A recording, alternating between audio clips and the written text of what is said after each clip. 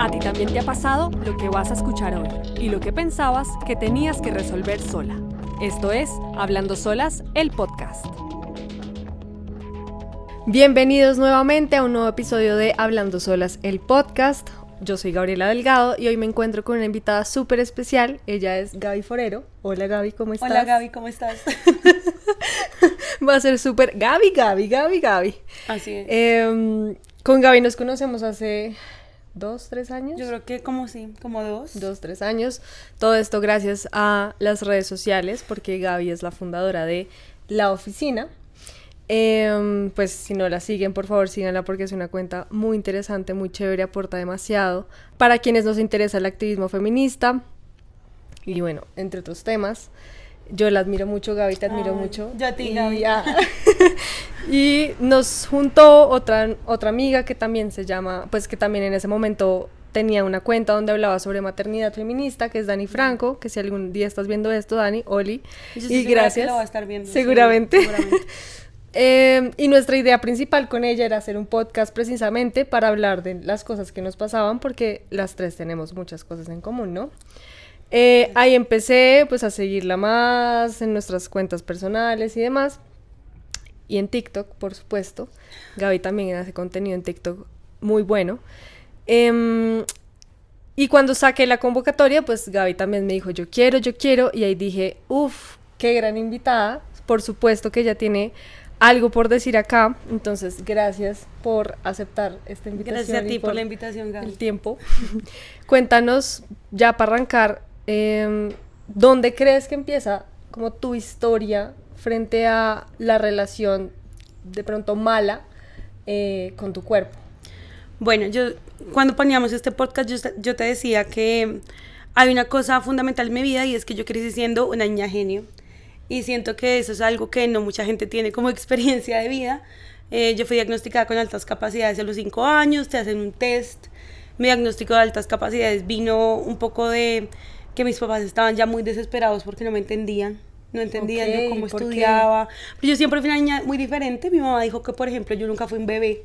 O sea, un bebé que dice como, mamá, quiero tetero. No. Entonces yo siempre fui como, quiero leche, madre. Tampoco, pero... Eres como a los 6 años, Matilda, sí. Ya era autosuficiente. Literalmente así, yo aprendí a leer al año y medio, a los 2 años. Wow. Y mi mamá nunca entendió mucho como ese desarrollo, digamos, un poco precoz que yo tenía frente a las habilidades académicas. Y eso derivó en el test y la vuelta en el que le diagnostican a uno altas capacidades. Para mucha gente tener altas capacidades se vuelve simplemente la cosa que tú muestras para decir que eres excepcional y eres diferente al resto. Uh-huh. Y yo creo que por muchísimos años esa también fue la forma en la que yo lo vi. ¿Sí? Soy una niña genio y soy mejor que todo el mundo y todo el mundo se puede ir un poco, yo no sé si podemos decir groserías, todo el mundo se puede ir a la mierda. Sí. Y porque yo soy mejor que ustedes, aprendo más rápido y ustedes no saben nada y yo en el colegio era una persona muy arrogante y en la universidad también, Perdón de antemano. Si estudiaste conmigo en la universidad, lo siento. Mi más sentido pésame. Pero, ya siendo adulta, ya entendiendo el diagnóstico como lo entiendo hoy en día, desde una visión no patologizante, las altas capacidades no son sino una neurodivergencia más. Entonces, lo que significa es que tú no aprendes como los otros niños, ni te desarrollas como los otros niños, pero en el mundo tenemos esta concepción de que los niños con altas capacidades son como mini adultos, que ya tienen todas las herramientas cognitivas y académicas que necesitan para la vida. Y yo creo que si estoy en TikTok le tengo mucho pesar, por ejemplo, a estos niños que tienen 12 años, están en la NASA, que son como niña de 6 años, va a la universidad, porque son niños que nunca van a aprender a ser niños. Y eso al final tiene muchas consecuencias, dentro de las que están, por supuesto, la visión negativa del cuerpo. ¿Por qué? Porque cuando eres un niño con altas capacidades, también existe esta creencia que los niños con altas capacidades solo son buenos en el ámbito académico. Entonces, por ejemplo, yo siempre fui una niña que era muy mala para los deportes y era muy torpe. Uh-huh. Y siempre fui una niña gordita cuando era pequeña. Ya cuando era grande también. Entonces, cuando era niña, pues era una niña gorda. Y la respuesta siempre fue, es que a Gabriela no le gusta hacer deporte porque a ella solo le gusta leer. El deporte no es lo de ella. Entonces toca que haga dieta, ¿no? El deporte no es lo de ella. Y eso que yo estuve en muchísimas cosas de deporte. Estuve en gimnasia, estuve jugué baloncesto, hice patinaje y competía, pero era muy mala. O sea, competía, pero me iba muy mal. Y en la casa, por ser una niña genio, también te exigían ser delgada, me imagino. Claro, yo creo que la exigencia de la delgadez existe para todo el mundo, dentro de un mundo donde hay violencia estética, hay violencia patriarcal y violencia misógina, pero específicamente cuando eres un niño genio, además, tú tienes que sobresalir en todo. Y pasa una cosa, es que los niños que tienen altas capacidades, generalmente lo que se dice es que tienen un coeficiente intelectual alto, pero un coeficiente emocional bajo. Entonces no saben reconocer sus propias emociones. Eso lleva, por ejemplo, mucho a trastornos de binge eating, como de, no sé cómo se dice eso en español. Eso se llama la como pica. De atracones, sí, como trastornos de atracones, Sí. en los que tú comes emocionalmente y se genera una muy mala relación con la comida, porque todo el tiempo estás un poco sin poder descifrar lo que hay por dentro, solo intelectualizando todo, que es algo que pasa un montón en los niños con altas capacidades y en los adultos con altas capacidades, de que de eso no hablamos nunca, en qué pasa con esos niños genio cuando crecen, porque un niño genio solo es brillante cuando es niño. Cuando crece es un adulto normal. O sea, ¿qué no más puede ser si no parte del sistema, no? No pasa nada más, o sea, felicitaciones por leer a los 2 años. Claro, claro. No Oye, me parece muy fuerte porque, claro, uno entiende a las personas que pasan por TCA que hay una presión que no tiene que ver con sus capacidades cognitivas, ¿sabes? Como frente a las tías, la sociedad, no sé qué, y por eso se van por ese camino de sentirse insuficientes y llegan a estas conductas. Pero tener de pronto como un cerebro ya como automático de papi, mami, lo tuyo es como lo no sé, como el sí, lo intelectual, la academia. Vamos a cancelar un poquito las emociones un poco y que gracias a ese mecanismo uno desarrolle el TCA, me parece importantísimo hablar. Sí, total, yo creo que además pasa una cosa adicional y es que los niños con altas capacidades encajan muy difícil en los grupos. Y cuando tú quieres encajar en un grupo, sobre todo en la época en la que nosotras crecimos, la cultura de la dieta, ahora también, pero era muy fuerte, ¿no? Sí. Era muy, muy fuerte. Entonces yo recuerdo, cuando era niña yo leía libros súper complejos, como novelas muy complejas, hasta que yo me di cuenta que eso no servía para nada, si mis padres estaban leyendo Crepúsculo, ¿no? Y eso fue algo, pues no es por creerme superior, literalmente eso es algo que nunca me gustó, por mi personalidad. Pero ¿qué tenía Crepúsculo? Pues que todas las personas eran delgadas y existía como este culto a la delgadez, a la blanquitud, a ser pálida. Y yo, como era una niña rubia, ¿no? Por eso mi arroba en Instagram es rubia media. Que de hecho su color de pelo es natural. Pues si están viendo este video, sí. O sea, divino. Yo siempre como que pensé que la única forma en la que yo iba a encajar en un grupo era el día que yo fuera delgada. Nunca llegó. Ni la encajada en el grupo, ni la delgadez. O sea, ninguna de esas dos cosas llegaron porque incluso siendo delgada, yo seguía siendo una persona neurodivergente. Y es muy fuerte porque yo solo me di cuenta de eso este año en terapia a mis 27 años. Imagínate. ¿No? Ser delgada no tiene nada que ver con caerle bien a la gente. Así es. Y la neurodivergencia tiene todo que ver en cómo te relacionas con el mundo y cómo ves a las otras personas. Entonces, además tienes una niña que cree que tiene altas capacidades, pero además toda la vida le dijeron que era genio y era especial.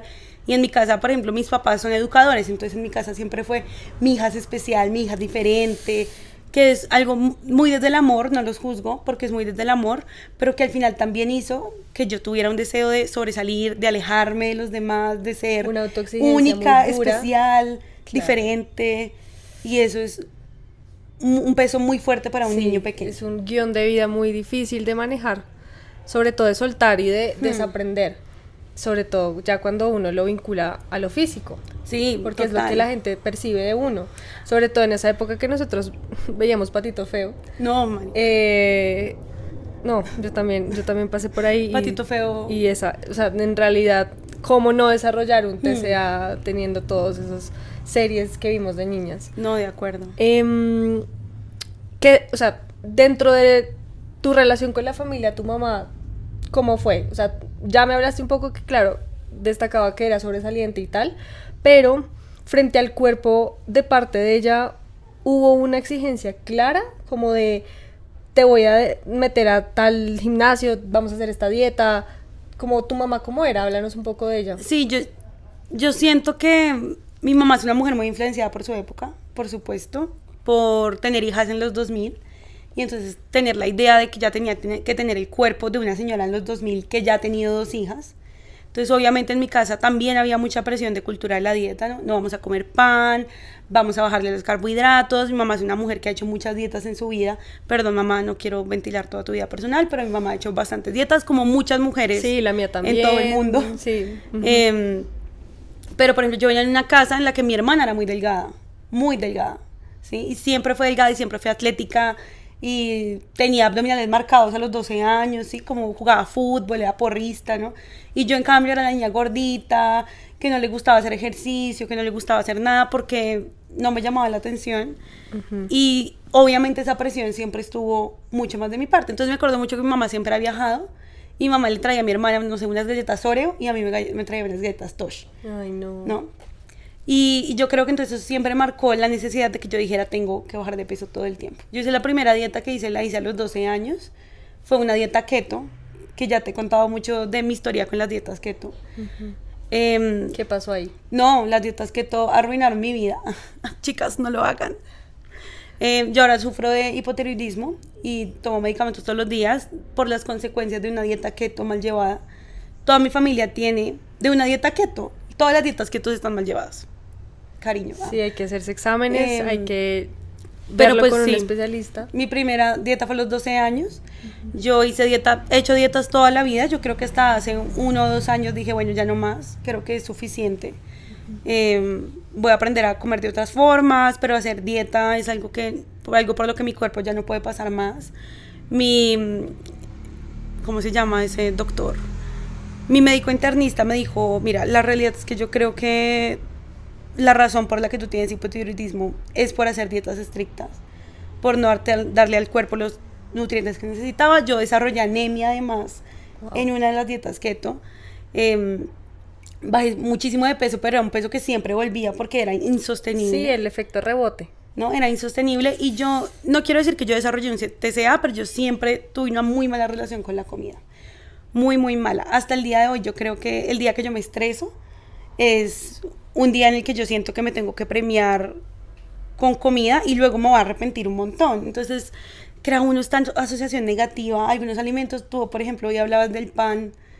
En Hablando Sola, yo me acuerdo que en mi casa escondían el pan. No lo metía en un cajón por allá arriba para que no lo pudiera coger. Sí. Porque si no, yo iba a picar pan, porque a mí me encanta el pan. Obvio. Y uno de niño, aparte. Obviamente. Pero, por ejemplo, mira, mi relación con la comida era tan mala que mi mamá me daba la plata para comprar el almuerzo en el colegio.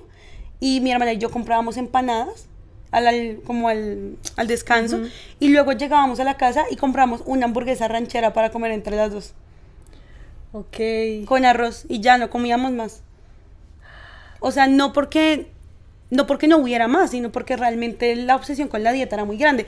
Más para mí, mi hermana yo creo que ella nunca ha tenido como ese problema, o si lo ha tenido, digamos, ha sido más de adulta, pero ya de niña tuvo una relación mucho más sana con la comida porque fue una niña delgada, a la que nunca le exigieron que tenía que bajar más de peso.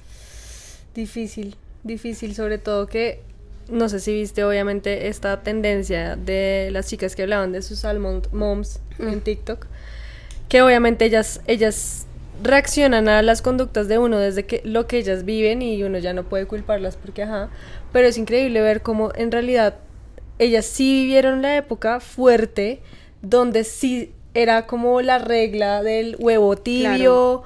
el té de medias... La sopa, yo me acuerdo que mi mamá una vez hizo una dieta de una sopa y la sopa, mi mamá casi se muere con la sopa, o sea, fue terrible. No sé si bajó de peso o no, pero mi mamá estuvo incapacitada como una semana por tomarte una sopa. No, muy, muy fuerte. Creo que con los años uno también está en la vida para enseñarle a los padres cosas que ya no funcionan. Y en mi proceso ha sido muy bonito también ver a mi mamá desde otro lado, entenderla como una persona independiente, que también tiene sus heridas, sus vainas. Pero yo ahí intervengo de a poquito, es como, mami, esas pastillas para bajar grasa no van a bajarte la grasa, ¿sabes? No funciona así.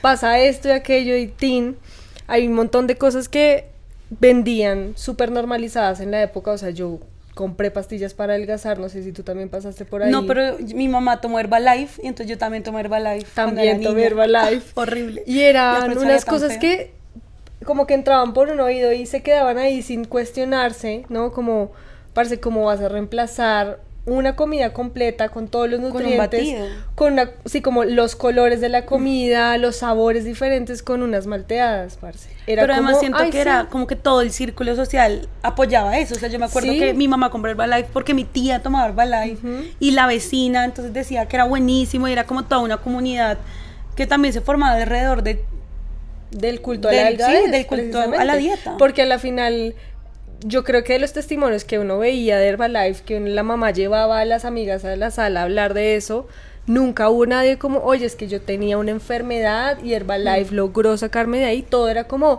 yo pesaba tanto y tenía gordos y Herbalife ahora soy súper delgada, pero me muero del hambre y me dan unas ganas tremendas de comerme esa torta que tiene servida y que no me va a poder comer. No puedo ir a no puedo ir a ninguna cosa social porque entonces sé que voy a comer mal o comer mal entre comillas y entonces voy a pecar y no va a poder subir. Yo me acuerdo que, por ejemplo, en las épocas en las que yo hacía dieta más estricta, que mi mejor amiga hacía esa dieta conmigo, que ahora lo pienso, y, o sea, que dañino fue para las dos, no podíamos ir a muchas partes de pensar que nos iban a servir comida, ¿no? Que no íbamos a poder comer.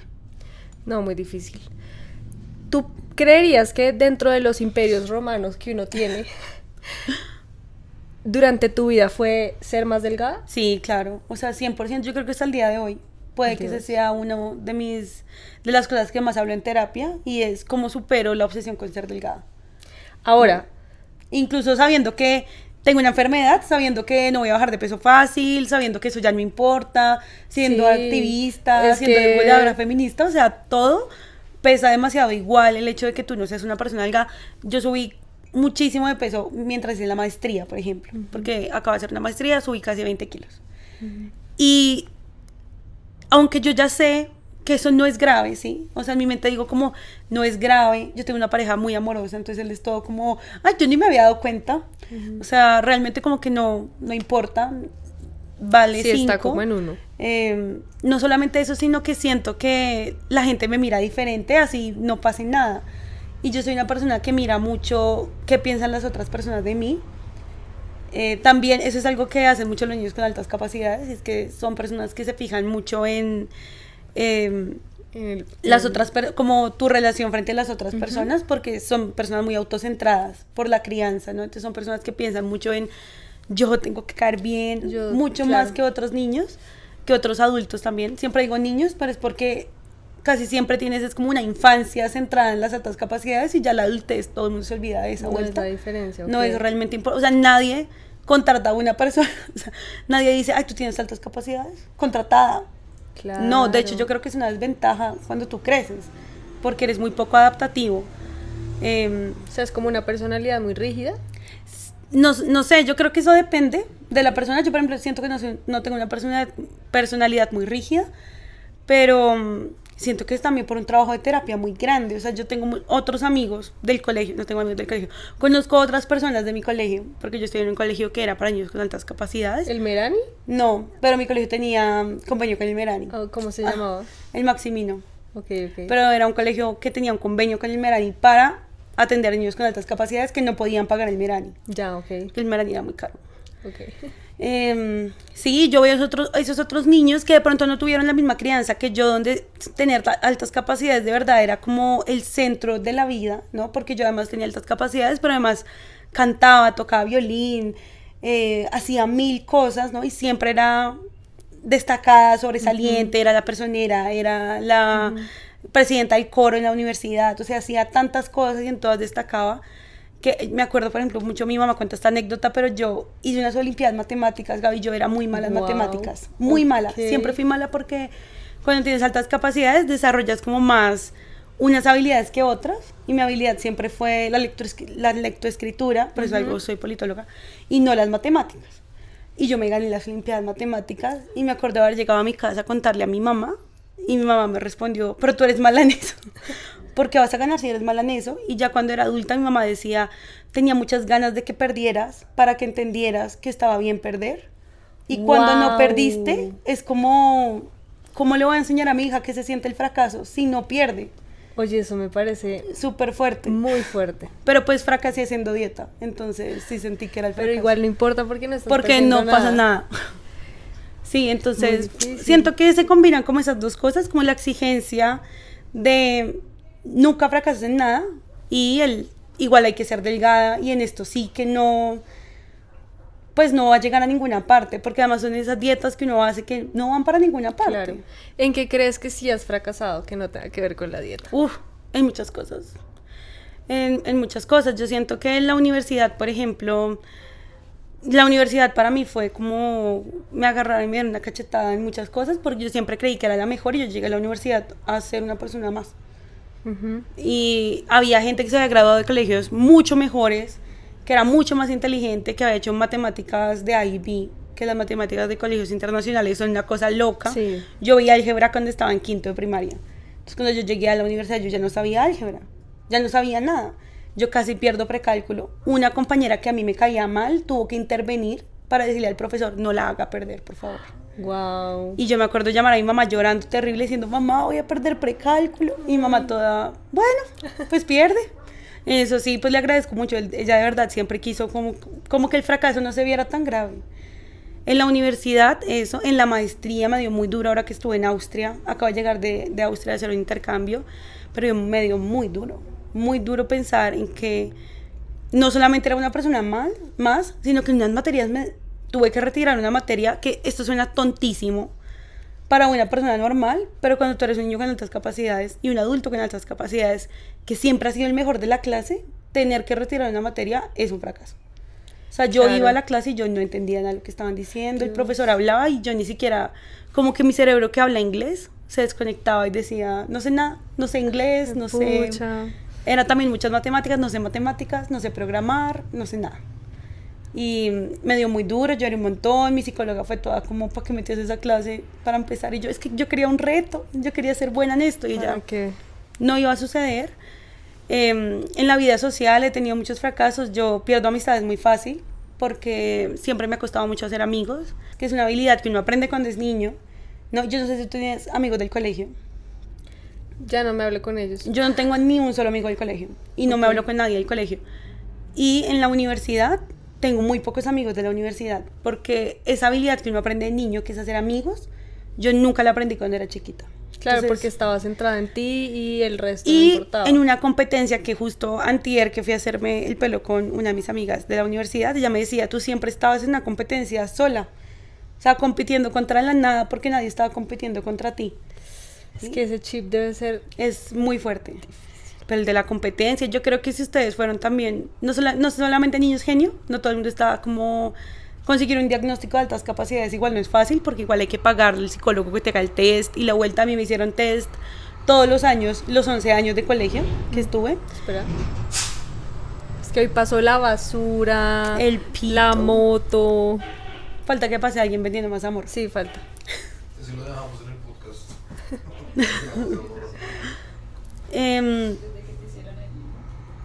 Sí, me hicieron un test todos los años desde que tenía 5 años o cada 2 años, si mal no recuerdo.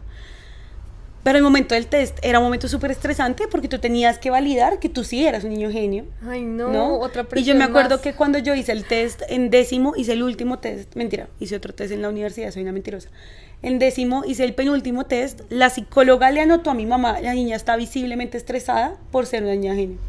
La psicóloga le dijo a mi mamá cómo la niña está visiblemente estresada por Imagínate. este test.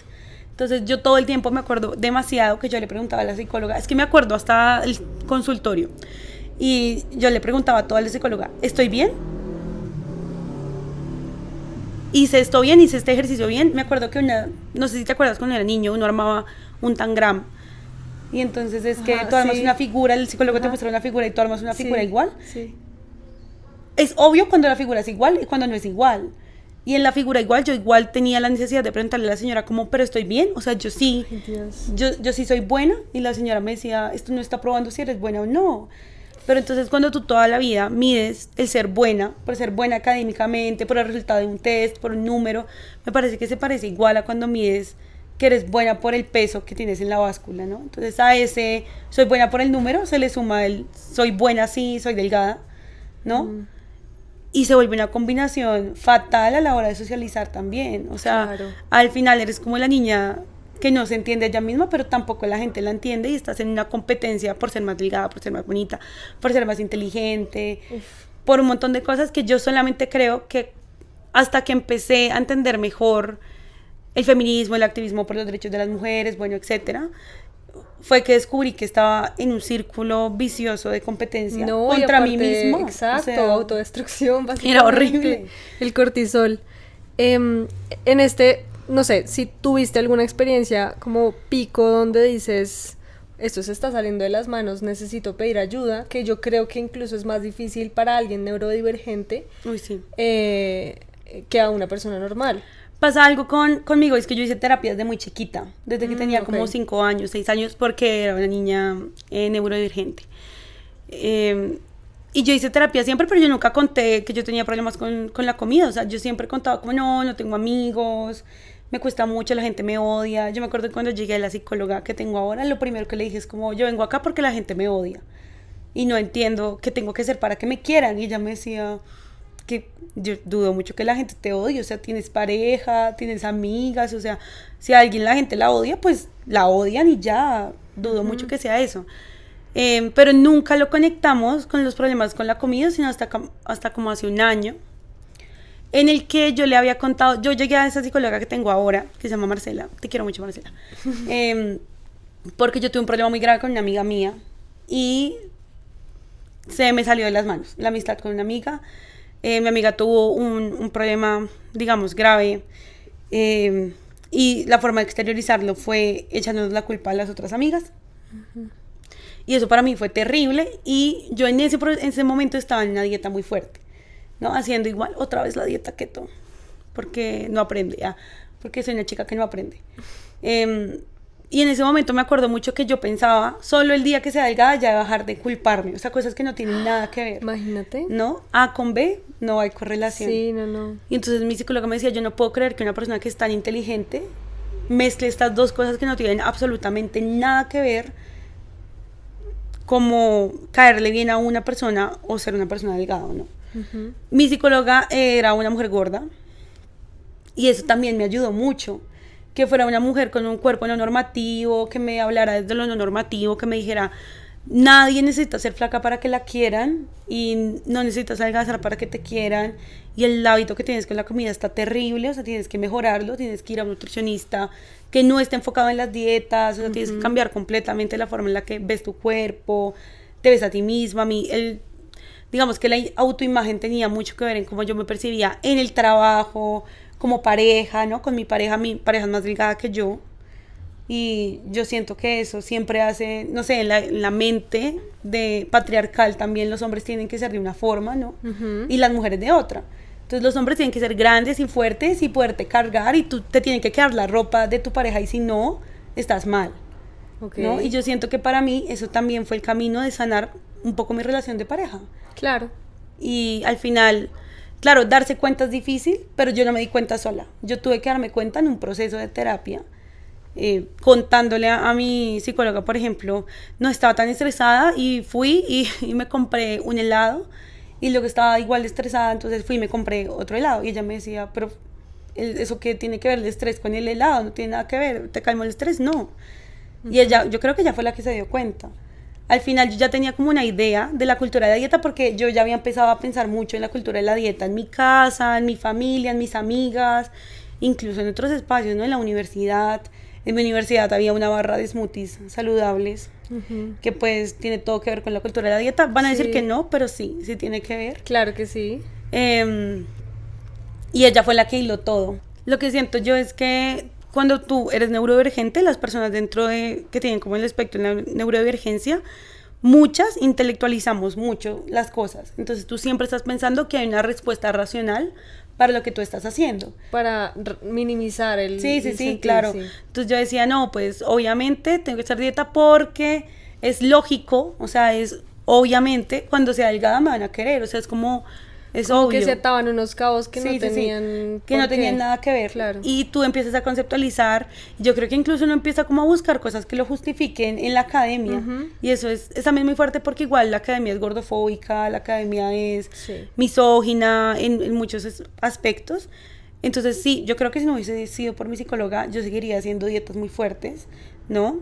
Si no hubiese sido también porque yo siento que la divulgación feminista ha llegado a mi vida para cambiarla por completo y a cambiar toda mi familia, ¿no? Incluso a mi mamá, a mi hermana, a mis primas, a mis tías. Hermoso. Eso ha sido como muy sanador en mi casa, conmigo, con mi pareja, lo que yo te decía. Y ha sido muy bonito. Y yo siento que ahora, yo que he trabajado mucho en seguridad de la información en redes sociales, es más necesario que nunca. O sea, es Y hoy en súper día que- necesario. O sea, a mí en serio, sin molestar, en X me salen hilos, de estos hilos tóxicos, A mí como de también. tipo anemia, como que yo digo, o sea, los reporto obviamente, pero eso está al alcance de todo el mundo. Y pues también no hablar de la parte picha de TikTok, de ese algoritmo No. que romantiza las dietas, romantiza los TCA, que me parece súper fuerte. Ahora que hablas como del tema del activismo feminista, ¿cómo nace la oficina? Uy, eso está interesante. Bueno, la oficina nace porque yo me fui a hacer mis prácticas a Estados Unidos. Ujú. Yo me gané una práctica que es difícil de ganarse. La verdad no sé por qué me la gané, pero ok.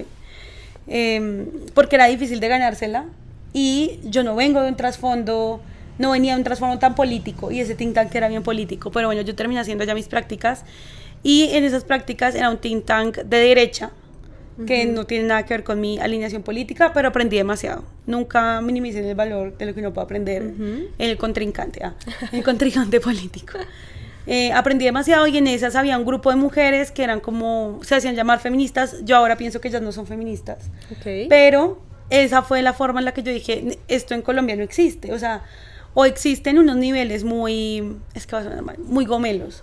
Y yo sé que yo sueno muy gomela, pero en mi universidad yo era la niña becada, como que vivía en una casita en Cajica rural, ya no es rural, gracias al anterior alcalde.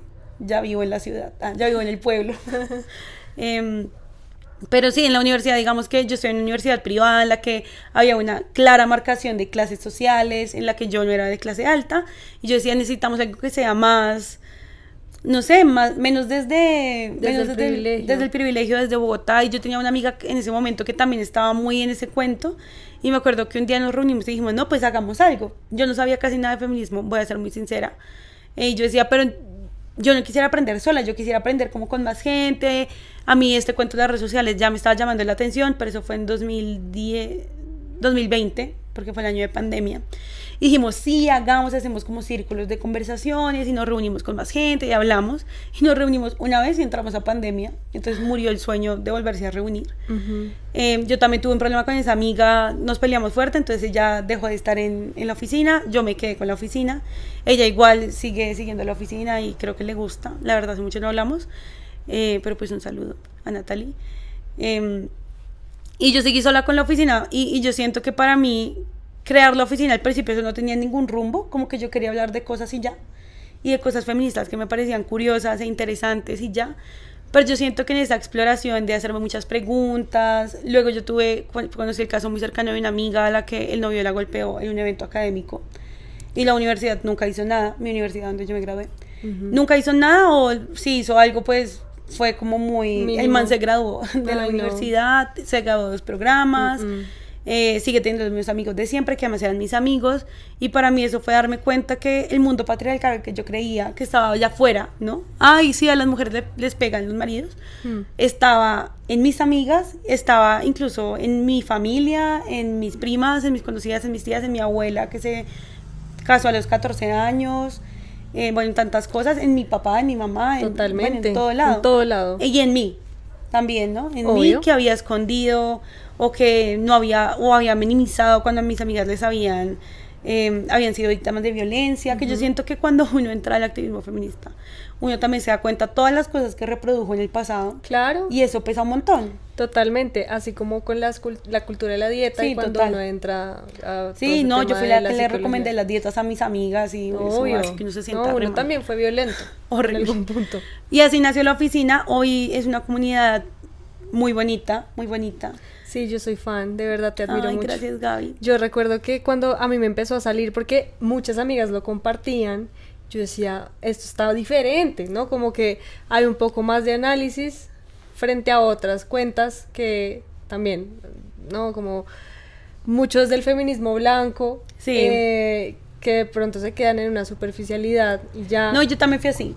Claro, Yo y también todas fui hemos así. pasado por ahí y Yo ya también hoy en día... hoy en día también hago muchas Sí. cosas que yo digo, bueno, luego las veo en retrospectiva y digo, ¿qué es esto tan Claro, baila? pero digamos que lo bonito de acercarse al feminismo es hacerlo en la manera en la que uno puede. Sí. Ya después uno entra a profundizar y pues todas podemos vivir el feminismo desde nuestras propias orillas. Sí, de acuerdo. Yo siento que además crear la oficina para mí fue un gran filtro. Se fue mucha gente en mi vida por obvias razones. Perfecto. ¿No?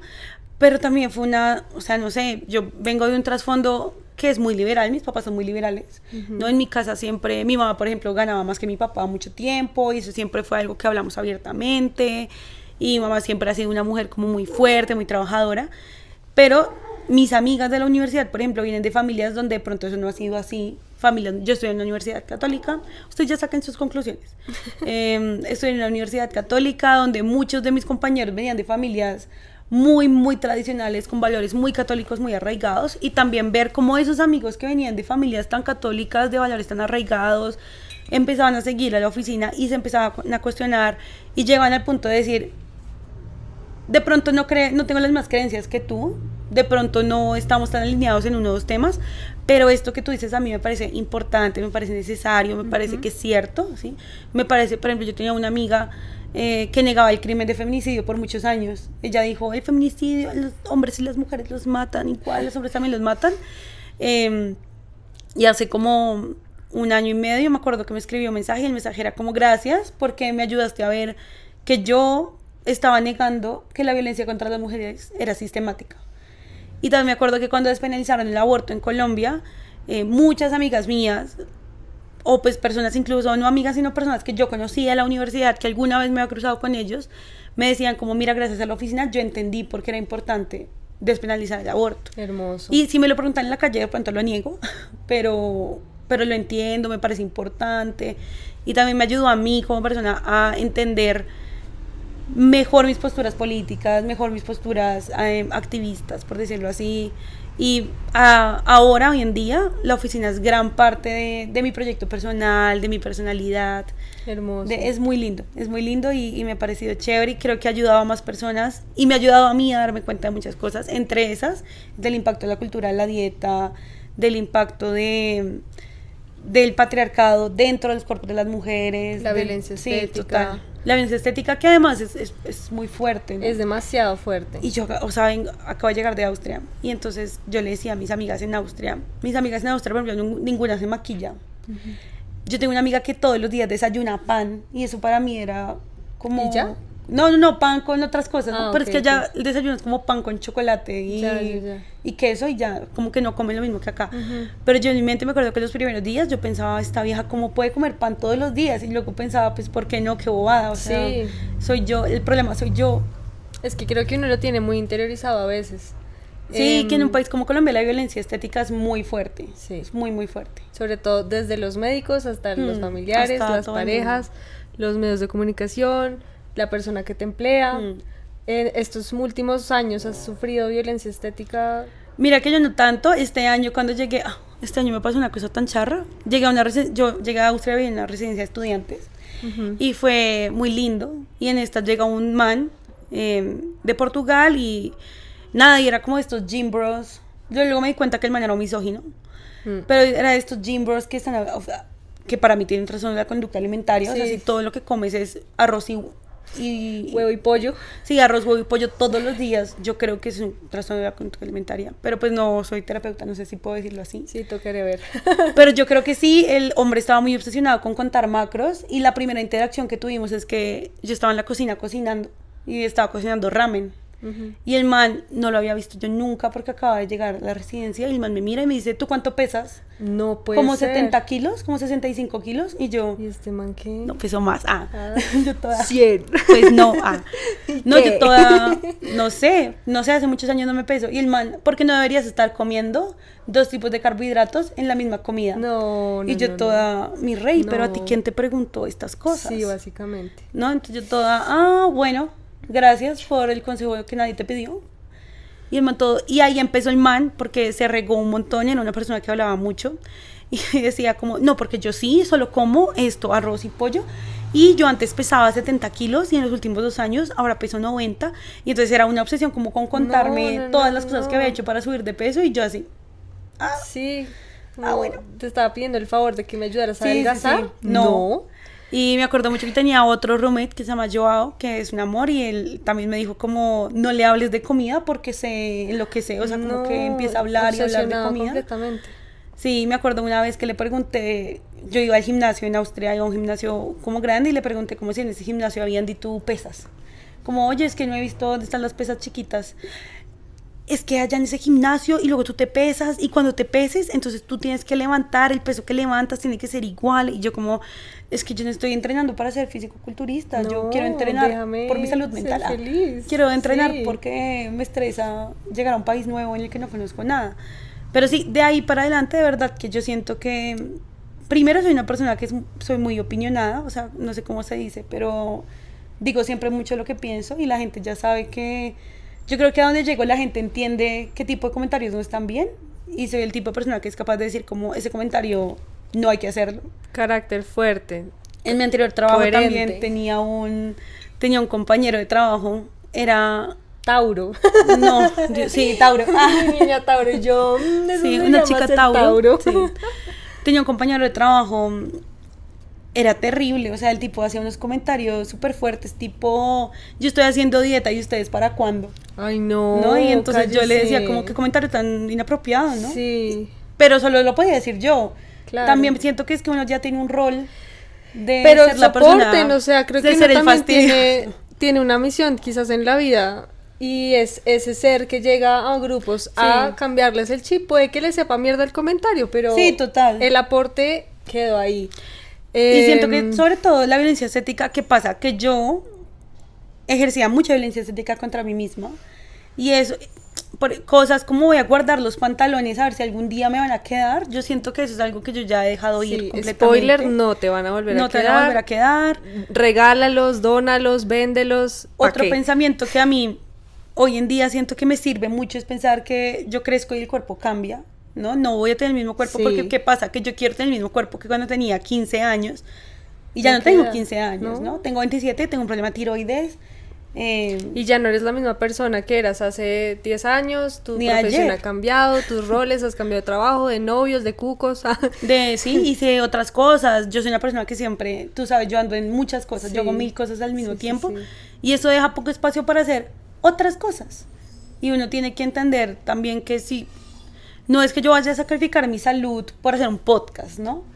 Pero si el sueño de mi vida es tener el cuerpo de Bella Hadid, yo tengo que tener el trabajo que tiene ella y yo no tengo el trabajo que tiene ella. Y no naciste de la misma No. mamá de ella. No, Simple. gracias a Dios. Hoy en día, ¿cómo es la relación que tienes con tu cuerpo? Yo creo que siempre que uno pasa después de entender cómo funciona la cultura de la dieta, la gordofobia, todo, igual es muy ambivalente, porque tú en la lógica tienes que eso ya no importa, que estás coaccionada por el mundo, e igualmente tienes muchísimas presiones. Sí, es Entonces, cierto. por ejemplo, te cuento una anécdota y es que para mi cumpleaños fui a comprar ropa y fui a Zara porque en Austria no hay casi tiendas como, no sé, como que no sé por qué no hay casi tiendas de ropa. De hecho, con un amigo siempre nos preguntamos dónde compran ropa los austriacos. Si alguien tiene la respuesta, aquí estoy esperando, pero fui a Zara, me medí todo, no me quedó nada. O sea, nada me quedaba y yo creo que la respuesta que tuve es, entonces la ropa de acá no es para Muy mí. bien. Esto no es para mí, no pasa nada. Igual me sentí mal, sí. Igual me Claro, dio ganas de el llorar, choque de sí. la talla. Pero yo siento que el poder decir, eso no es culpa mía, pues no es culpa mía que mi cuerpo no quepa en ese pantalón. Totalmente. El pantalón se tiene que adaptar a mí, ¿no? Y siento que es un choque duro, es muy ambivalente, pero ha sido un camino lindo. Yo siento que cada vez soy más consciente de la comida que como. Por ejemplo, antes yo comía mucho por pura ansiedad, por pura ansiedad, como por pura ansiedad, siento que también el tener problemas de tiroides hace que tú tengas que cuidarte mucho en ciertos tipos de comida, pero sin restringirse, y siento que eso es lo que dicen siempre las nutricionistas y uno nunca lo entiende, o sea, uno nunca entiende qué significa el no restringirse, porque toda la vida te ha restringido. Exactamente. ¿No? Entonces nunca entiendes que te puedes comer un helado y el helado no determina si comiste bien o comiste mal, que me parece, por ejemplo, muy difícil el contenido en redes sociales. Es muy difícil, es muy triggeriante. Cuando estaba viendo acá en Colombia, antes de irme para Austria hace poquito, seguía muchas influencers que a mí me parecía, o sea, que ya dije como tengo que dejarlas de seguir, porque si no las dejo de seguir van a seguir generándome este ruido mental de que tengo que ser delgada. Se compara también con ellas. Por ejemplo, no hacían ropas de garaje, como ventas de garaje, y toda la venta de garaje es allá quizás, y yo pensaba, nunca voy a poder vestirme como ellas. Claro. Y siento que un cambio que hice que me parece bonito es empezar a seguir gente que tenga mi mismo tipo de cuerpo. Hay una influencer venezolana que me encanta, que tiene mi mismo tipo de cuerpo, y la sigo y me encanta y se viste espectacular, porque nunca voy a estar vestida igual a una modelo de talla XS, es que no va a pasar. Totalmente. Porque así no es mi cuerpo, ni el de mi familia, ni el de mi hermano, o sea, el de nadie en mi casa. Y nunca ha sido así y nunca lo seré. O sea, yo creo que yo nunca he pesado 60 kilos y no sé si vaya a volver a pesar eso y ni me importa. Pero sí me parece que hay que empezar a bloquear el contenido que es triggeriante. En Colombia tenemos un montón de creadoras y creadores de contenido que glorifican los trastornos de la conducta alimentaria, que glorifican la vida alrededor de la dieta, del ejercicio, no más contenido médico. O sea, este contenido gordofóbico que se enmascara en tips de salud. Médicos. Sí, es tenaz. Es súper Cuando fuerte. hablamos de algo así, no sé, frente a la gordofobia, es como si llegara un ejército de médicos diciendo, ay, están romantizando la obesidad. Sí, 100%. Sobre todo los estilos de vida que tienen como grandes capacidades económicas, ¿no? Como estas chicas, Eat Girls, que desayunan en brunch en la 85, no y sé luego qué. Pilates, y entonces se compran una cartera Chanel y muestran el outfit y las invitan a podcast y son súper reconocidas y todo el mundo quiere ser como ella. No sé si has visto a esta chica que es también reconocida, que trabaja en una plataforma de short video muy famosa, que es abogada. Ya sé. Yo estaba haciendo conexión mental. Uno en realidad se engancha en sus contenidos porque qué chimba su vida. O sea, uno dice, bueno, chévere ser exitosa, no sé qué, que el bolso, que el perro, que el viaje. Pero cuando uno ya consume eso y cree que es lo normal en tu vida, pues empiezas a compararte todo el tiempo con gente que nada tiene que ver con uno, ¿no? Yo sé que de pronto es una contradictorio porque yo creo contenido, pero yo casi no sigo ningún creador de contenido. O sea, los que me salen en TikTok es como muy esporádico, sigo más como cuentas como la mía, sigo más como a mis amigos, a gente que quiero y gente que tiene proyectos como Hablando Solas, pues te sigo a ti y sigo gente que está como también, siento que ¿qué pasó? Que hace unos años yo también trabajaba en una plataforma muy conocida de redes sociales. Yo también trabajé en redes sociales y siento que trabajar detrás te da una perspectiva súper diferente de cómo operan las redes sociales y cómo operan en tu cerebro. Y yo creo que para mí ha sido muy importante el último año, gracias a mi novio también. He podido bajar un montón el tiempo en pantalla que pasó en el celular. Espectacular. Y la realidad es que la vida no está en el celular. Y como creadores de contenido, yo creo que a veces tenemos, o gente que trabaja en marketing, porque además mi novio trabaja en marketing. Y yo le aprendo demasiado. Él es una persona que trabaja en marketing de redes sociales y su tiempo en pantalla es de 1 hora al día. ¡Wow! Es impresionante, es impresionante. Súper. No entiendo cómo lo hace. Y el mío es como de 3 horas. Yo no quiero saber el mío. Pero yo siento que es algo que nos tenemos que revisar. Pasar todo el tiempo en línea hace que uno genere una relación parasocial con las personas. No, y aparte el trabajo, o sea, a mí mi trabajo es WhatsApp prácticamente. Eso también genera una conducta súper tóxica con el celular. Bueno, Gaby, ya para cerrar, hoy estás acá lúcida, feliz, radiante, con tu pelo precioso. Gracias. Recién tinturado, iba a decir, no es tinturado. No. Recién arreglado. Yo así. Lo digo. Mentirosa. No es tinturado. ¿Qué le dirías a la Gaby que se puede sentir bajoneada en un futuro? Uy, yo creo que muchas cosas. Yo creo que lo primero es la felicidad no puede depender de algo tan esporádico como los cambios del cuerpo. Y yo siento que es algo que he aprendido mucho con el tiempo, sobre todo uno siendo mujer, el cuerpo nunca se ve igual. Pero yo también creo que le diría que está bien estar bajoneada, ¿no? O sea, está bien que estar bajoneada no tiene mayor repercusión, sino hay que abrazarse, hay que volver a centrar al centro, hay que recordar que igual el mundo es un mundo hostil, difícil de habitar y que hay que tener mucha compasión con uno mismo todo el tiempo. Si uno no se tiene compasión, va a ser muy difícil navegar el mundo que todo el tiempo te está exigiendo un montón de cosas, entre esas ser productiva y delgada e inteligente y bonita y buena persona. Y costoso. Me siento con el discurso de Barbie. Sí, tal cual. Pero, amigas, lo siento, no me gustó tanto Barbie. Pero igual está bien estar bajoneada. Entonces siento que el mensaje que le daría a la Gaby del futuro o del pasado, a la Gaby bebé, a la Gaby niña, es: no hay que sacrificar la felicidad. O sea, no hay felicidad que valga por querer ser como las demás personas o por darle gusto al sistema. O sea, no hay felicidad que valga. Y siento que al final vivir en el gusto del sistema, ¿no? Que también es vivir una cosa que no es real. Y hace poquito escuchaba una frase que era como: el pasto es más verde del otro lado porque el pasto en el otro lado no existe, es sintético, no es verdad. Y uno todo el tiempo, y sobre todo uno, siendo una persona neurodivergente, específicamente con altas capacidades, vive en una comparación con una vida que no es cierta, no con la vida de los otros que no es verdad. Yo me acuerdo que siendo chiquita yo siempre anhelaba como tener un grupo así grande, muchas amigas, y cuando fui adulta me di cuenta que eso es algo que no me gusta, que los grupos grandes de hartas amigas también ocultan muchas dinámicas que pueden ser a veces dañinas, y que el pasto que yo todo el tiempo quería al otro lado, no es que uno no pueda tener metas, ni ambiciones, ni cosas, no sé, anhelos, ni deseos, pero vivir desde la comparación es demasiado desgastante. O sea, nunca vas a ser feliz viviendo desde la comparación, y siento que ese es un mensaje que me toca todos los días recordarme, o si no, es fácil caer, como diría mi novio, es fácil caer en la trampa, él siempre dice. Hermoso. Gracias, Gaby. Gracias a ti, Gaby. Bueno, por favor, cuéntanos las redes sociales de la oficina. @la oficina _COL, o en mi Instagram personal @rubiamedias. No busquen en Twitter porque no existe. No tengan Twitter. Ay, usted tiene Twitter y re seguidora. Sí, no. Tiene muchos seguidores, ¿no? No. Más o menos. Pero ¿Cuántos es más o menos? Como 4,000. No, eso es bien. Para Twitter me parece que eso es... Bueno, muchas gracias por escuchar y ver hasta aquí. Recuerden que Hablando Solas es una organización que ayuda a personas con trastornos de la conducta alimentaria a recuperar su relación con el cuerpo y la comida.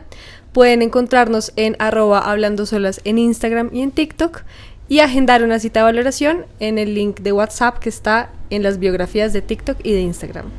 Chaito. Chao.